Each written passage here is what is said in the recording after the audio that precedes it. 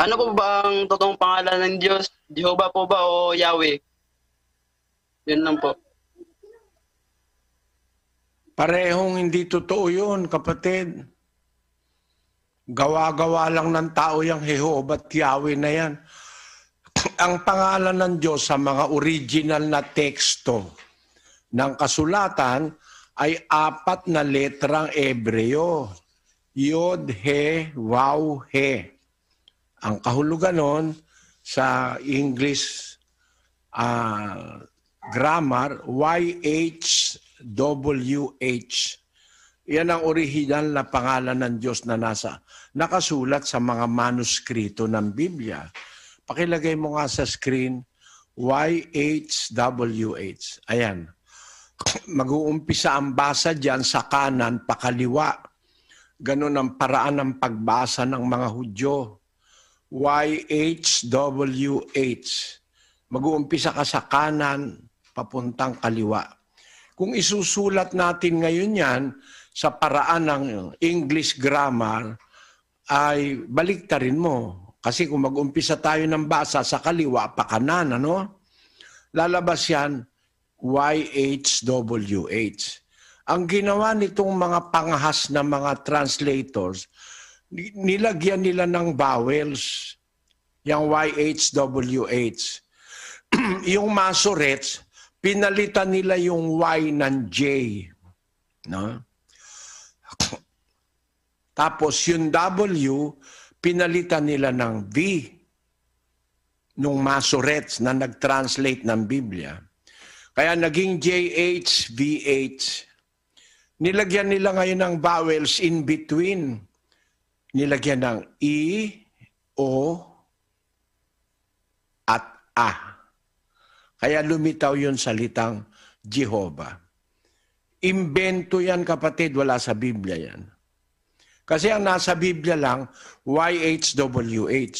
Yung iba naman, ginawa, nilagyan ng yung YHWH. Hindi nga pinalitan yung letra, pero dinagdagan din nila ng A at saka E. Kaya lumitaw yung salitang Yahweh. Yan ang sikreto niyan. Nakausap ko yung saksi ni Jehovah. Sabi ko, bakit nakakatiyak ba kayo na yung vowels na inilagay ninyo, tama, E, O, A?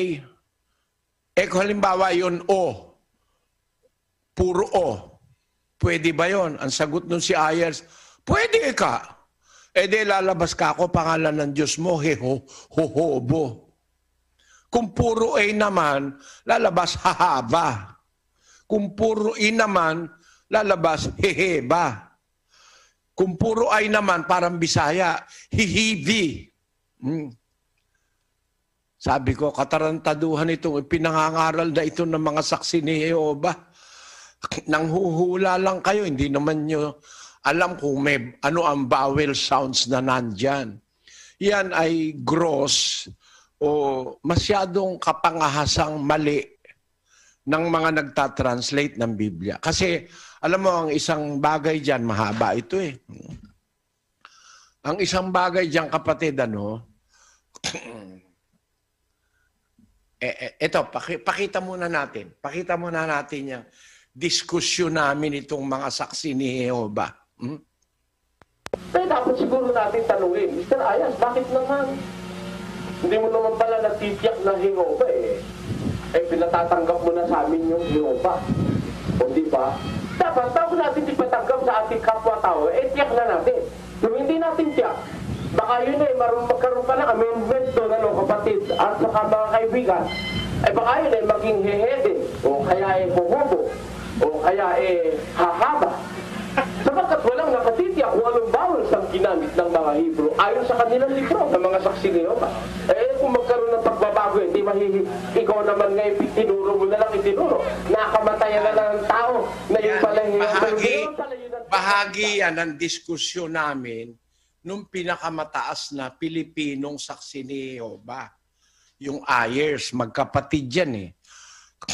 Diniskusyon ako nung isa, hindi nasiyahan, gusto sigurong bumawi, Diniskusyon din ako ng kapatid niya.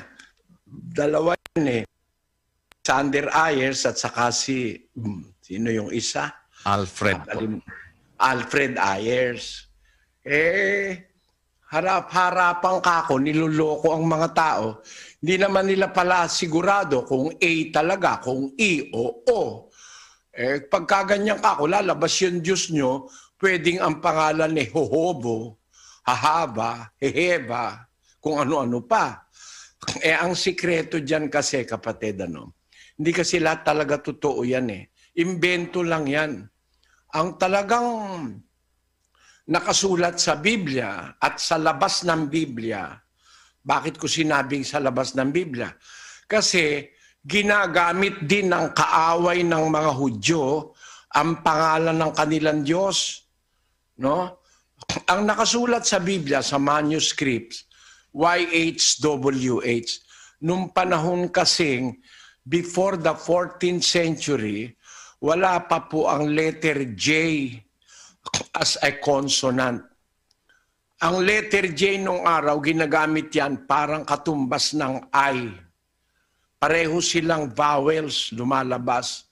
Wala pa pong ideya noon na gagamitin yan later, yan letter J ay gagamitin na parang vowel. Nung una, nang parang consonant. Nung una, ginagamit yan parang katumbas ng I na vowel. Ganon din ang J. Parang ginagamit yan na ang kanyang sound ay vowel din. Basahin natin ang history of the letter J para alam ng mga kababayang Pilipino ang kasaysayan nitong J. Walang J kasi nung araw eh. Ano yan? Ginagamit yan parang vowel, hindi consonant. Basahin natin, kapatid na Daniel. The Encyclopedia Americana contains the following quote on the J. The form of J was unknown in any alphabet until the 14th century. Either symbol J, I, used initially generally, had the consonantal sound of Y as in year. Gradually, the two symbols, J, I, were differentiated. The J usually acquiring consonantal force and thus becoming regarded as a consonant, and the I becoming a vowel. It was not until 1630 that the differentiation became general in England. 1630 pa na nagamit in general na ang J as a consonant at na-designate naman yung I na kagaya ng una na talagang vowel sound yung I. So that explains the fact na bago 14th century, walang letter J ang alinmang lengguwahe. Kaya sa Hebrew, walang letter J. Sa Greek, walang letter J.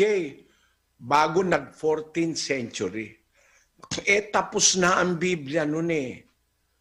Naisulat na ang Biblia bago matapos ang unang siglo. Lumitaw lang ang letter J 1,300 pagkatapos ng mga apostol na maisulat ang Biblia. Kaya sigurado tayo, walang letter J sa Biblia, walang Jehova. No? Sigurado tayo doon. Kahit saan nyo ibatay sa manuscripts ng Biblia, walang letter J. Doon sa manuscripts, ay ibig sabihin, yung mga matatandang sulat kamay na kopya ng Biblia na 1,700 taon na nakakalipas. Wala ka makitang letter J. Sa manuscripts ng Biblia, wala. Sa mga dialect o sa mga languages ng tao, sa grammar ng tao, wala ring letter J before the 14th century. At naging ginagamit lang yan bilang consonant, yan letter J. Ang unang-unang gumamit dyan, yung English nation na sa Great Britain, sa England, ginamit lang yan noong 1630 ayon sa Encyclopedia Americana. maliwanag na pruweba na yung salitang Jehova, imbento yan ang mga nagsali ng Biblia nitong mga nakakaraang ilang daan taon. Pero sa talagang mga kopya ng Biblia, 1,000 taon na ngayon ang edad. Kasi baka hindi nyo alam, meron tayong kopya ng Biblia, 1,000 taon na ang edad, kagaya ng Codex Sinaiticus, Codex Vaticanus, kagaya ng mga Dead Sea Scrolls na natuklasan noong 1947, yan ay matatanda ng kopya ng Biblia. Walang makikita kang letter J. At hindi lang sa Biblia nakasulat yung pangalan ng Diyos na YHWH, pati sa labas ng Biblia, natagpuan yung tinatawag na Moabite Stone. Yung Moabite Stone na yon, isang isang bato na inukita ng mga impormasyon na doon sa 18 linya noong nakasulat doon sa Moabite Stone. Para sa inyong impormasyon, itong Moabite Stone, mga kababayan, ito'y nagawa 900 taon halos bago si Kristo. So, 3,000 taon na ito ngayong Moabite Stone na ito. At ito ay nandiyan sa, saan ba nakalagay ngayon yung Moabite Stone? Nandoon yan sa, lagay mo nga kung saan nakalagay ang Moabite Stone na yan ngayon. Kung saan nila makikita yan. Kung gusto nyo mag-imbestiga, ang sinasabi ko'y totoo, pwede nyo puntahan yung Moabite Stone na yan, nasa Louvre Museum. Yan po ay nasa France ba yan, kapatid? Yung Louvre Museum na yan. Sa France ba yan? Po, sa Paris po yan. France. Sa Paris. Opo. Doon nyo makikita yung Moabite Stone. Ang edad niyang Moabite Stone, nasa 3,000 taon na yan. 900 taon bago ipanganak ang Panginoon Kristo sa Israel, ginawa na yung Moabite Stone na yan. Ngayon, nandyan sa Moabite Stone na yan, ang pangalan ng Diyos, sa 18 linya, ang nakasulat doon ay ganito: Vessels of Yahweh, vessels of YHWH, and I presented them before the face of Chemos, and the king of Israel had built. Ayon. Kaya, yung Moabite Stone, isinulat yan ng kaaway ng Israel. Mga tao ng Diyos nung una. Pati sila, ginagamit nila yung pangalan ni YHWH kasi sinira nila yung templo at kinuha nila, basahin natin sa 17. For I had devoted them to destruction for the god Ashtar, Chemos, and from where I took the vessels of YHWH. Kasi merong mga gamit doon sa templo ng mga Hudyo na mga gintong gamit, mga kung ano-ano, kinuha raw nitong, nagsulat nitong Moabite Stone, kinuha raw niya yung mga vessels, yung mga gamit, yung mga ginto doon sa templo ni YHWH. Kaya yung salitang YHWH, it is well-established fact na yan ang pangalan ng Diyos ng mga Ebreo. Pati kaaway nila na Moabita gumagamit nung salitang YHWH. So walang Jehovah, YHWH. Sa labas ng Biblia, sa loob ng Biblia, nakasulat YHWH. Walang nakakatiyak kung anong vowels ang ginagamit ng mga Hudyo para i-pronounce yan. Ito mga pangahas na mga translator sa ating panahon, tinangkilik naman ng mga saksi ni Jehova na ang pangalan daw ng Diyos, Jehova. Niloloko kapwa-tao. Kaya, ang masasabi ko sa iyo, kapatid na Agustin, sabi mo, Seventh-day Adventist ka, hindi ba itinuro sa iyo ito ng mga pastor mong Amerikano na di umano'y matatalino't mga nag-aral? Nakakalungkot pagka nakikita ko ang ganyan ng mga tao. Kunyari, nagre-relihiyon kayo, hindi kayo tinuturuan ng mga pastor nyo na nagpapakunwaring matatalino, para maniwala kang Jehova, pangalan ng Diyos, naniniwala ka sa chismis. Naniniwala ka naman, pag naniwala kang Yahweh, pareho lang, naniniwala ka sa chismis. Kasi walang nakakatiyak ng vowels dyan. Kung parehong A yan, di naging yawa yan. Masama ang tunog niyan sa Bisaya pag yawa. Kasi masama yan sa Bisaya, yung yawa. Kung parehong A, kung pareho namang O, di lalabas yan yowo. No? Kaya hindi dapat ginagamit yung ganyan. Basta't ang alam natin, may pangalan ang Diyos sa Hebreo. Kung hindi mo makita kung ano ang pronunciation, di gamitin mo yung itinuro ni Kristong pangalan. Maaari tanong mo, ano po yung pangalan tinuro ni Kristo? Sabi niya, manalangin kayo ng ganito, Ama namin nasa langit ka. Yun ang tawagan mo. Tawagan mo yung Ama. Ganun ang turo ni Kristo Ama namin, hindi naman sinabi, Jehova namin o Yahweh namin. Ang sabi ni Kristo, liwaliwanag, Ama namin. Kaya kung mananalangin ka, Our Father, which art in heaven, hallowed be thy name. Thy kingdom come, thy will be done in earth as it is in heaven. Kita mo? Ano pangalan niya? Yung Ama, pangalan yun. Sa Kastila, Padre. Padre nuestro, que estás en los cielos. Sa English, Father. Our Father, which art in heaven, hallowed be thy name. Ano pangalan niya? Yung Father. Yun ang original niyang pangalan. Wala pang lupa, wala pang tao, wala pang langit. Ang tawag sa kanya ng kanyang anak, Ama. Ang tawag sa kanya ni Kristo, Ama.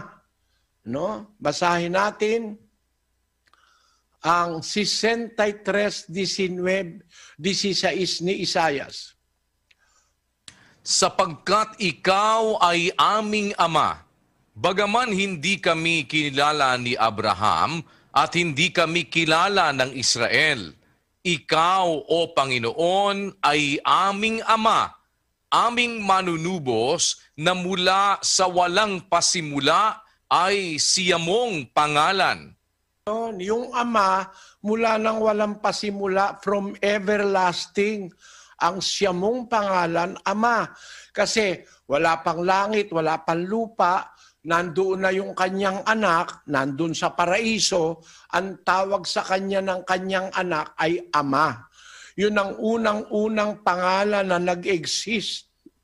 Ama at anak. Ang tawag naman ng Diyos doon sa kanyang anak, anak. Ang tawag naman ng anak sa kanyang ama, Ama. Yan ang original na pangalan ng mag-ama, Ama at anak. Basahin natin ng Hebreo 1:5.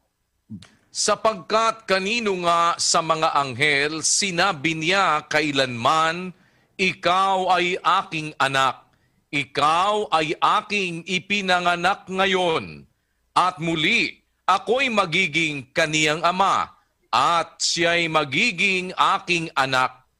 Dalawa pa lang sila, wala pang ibang nag-i-exist.